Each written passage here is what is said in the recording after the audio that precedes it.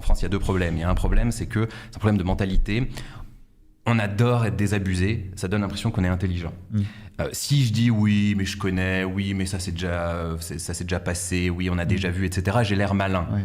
En France, c'est une espèce d'intellectualisme que je trouve complètement alarmant à l'ère de l'IA, parce que non, on n'a jamais vu ça, et on doit tellement penser hors des cadres que cette espèce de côté désabusé, il est très délétère. Et donc on le voit beaucoup, plus on monte dans les strates de la société, et notamment évidemment au gouvernement, plus il y a des sachants, et plus du coup ils sont désabusés. Et donc il faut casser ce désabusement, les réémerveiller, et puis les choquer sur ce qui est en train d'arriver.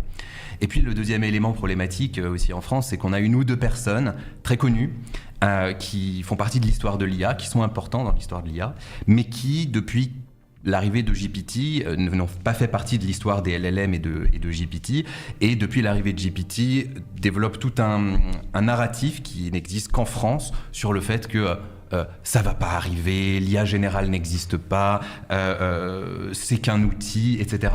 Et qui joue sur ces narratifs rassurants, en fait, avec des conflits d'intérêts énormes derrière.